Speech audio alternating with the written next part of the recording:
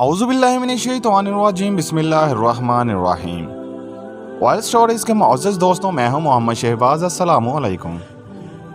मुअज़्ज़ज़ नाज़रीन, आज हम एक ऐसी ऊँटनी की बात करेंगे जो किसी ऊँटनी के जिस्म से नहीं बल्कि एक पहाड़ से नमूदार हुई। जी हाँ, एक पहाड़ से निकलने वाली ऊँटनी का जिक्र करेंगे और इसी ऊँटनी का जिक्र कुरान मजीद फुरकान हमीद में भी बयान किया गया है। ये हज़रत स्वालिह अलैहिस्सलाम की ऊँटनी का जिक्र है। बहुत ही अजीबोगरीब और बड़ा ही निराला वाक़या आपकी खिदमत में पेश करने जा रहे हैं। इससे पहले सुनने और देखने वालों से यही इल्तमास करूँगा कि वीडियो को आखिर तक ज़रूर देखिएगा।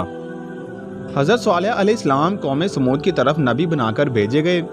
आपने जब कौम समूद को खुदा का फरमान सुनाकर ईमान की दावत दी तो इस शरकश कौम ने आपसे ये मुआजिज़ा तलब किया कि आप इस पहाड़ की चट्टान से एक गाबन ऊँटनी निकालिए जो खूब फरवा और हर किस्म के ऐबो नकाइश से पाक हो।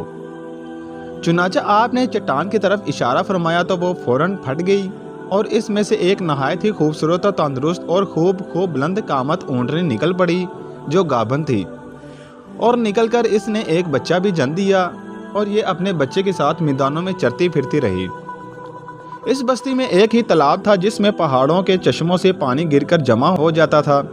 आपने फरमाया कि ऐ लोगो, देखो ये मुआजिज़ा की ऊँटनी है। एक रोज़ तुम्हारे तालाब का सारा पानी ये पी डालेगी और एक रोज़ तुम लोग पी लेना।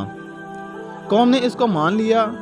फिर आपने कौम समूद के सामने ये तकरीर फरमाई जो कि कुरान मजीद में सूरह अल-अराफ रुकू नंबर 10 में मौजूद है।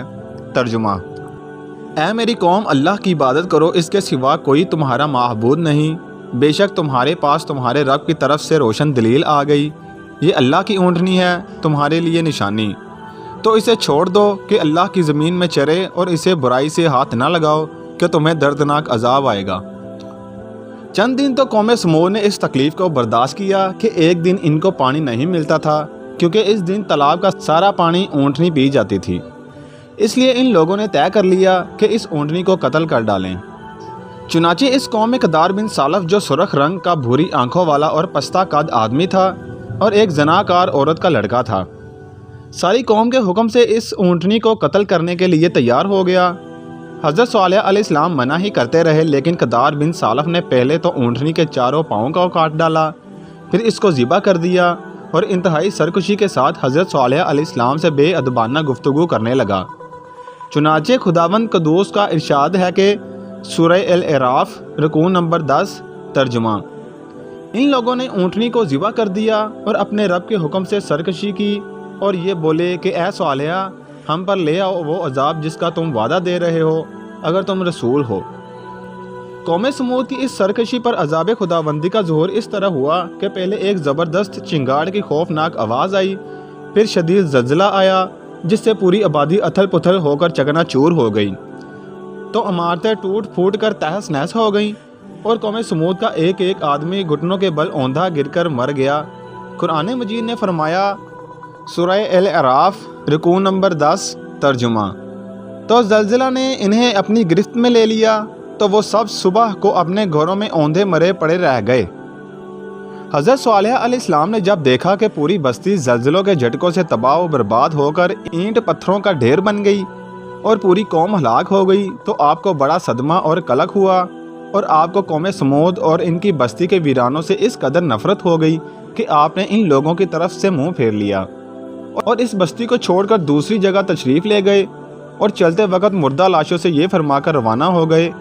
सूरह अल-अराफ रुकू नंबर 10। तर्जुमा: ऐ मेरी कौम, बेशक मैंने तुम्हें अपने रब का पैगाम पहुँचा दिया और तुम्हारी खैर ख्वाही करता रहा, लेकिन तुम खैर ख्वाहों को पसंद ही नहीं करते।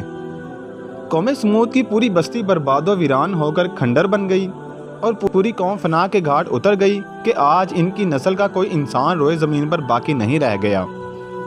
इस वाक़या से ये सबक मिलता है कि जब एक नबी की एक ऊँटनी को कत्ल कर देने वाली कौमें अज़ाब इलाही की तबाहकारियों से इस तरह फना हो गई कि इनकी नस्ल का कोई इंसान भी रोए ज़मीन पर बाकी ना रह गया, तो जो कौम अपने नबी की आल और औलाद को कत्ल कर डालेगी वो भला वो अज़ाब इलाही के कहर से कब और किस तरह महफूज रह सकती है।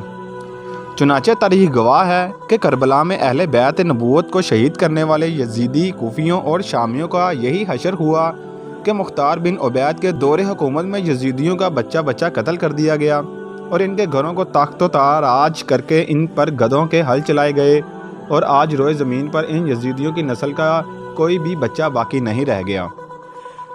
معزز ناظرین، یہ تھا آج کا سچا واقعہ جس سے ہم نے آپ کو آگاہ کیا۔ امید ہے آپ کو پسند آیا ہوگا۔ ویڈیو پسند آئی ہے تو پلیز لائک کر دیں، چینل پہ پہلی بار آئیں تو چینل کو سبسکرائب کر دیں تاکہ ایسے واقعات سے ہم آپ کو آگاہ کرتے رہیں۔ ملتے ہیں اگلی ویڈیو میں، تب تک کے لیے اپنا خاص خیال رکھیے گا۔ اللہ حافظ۔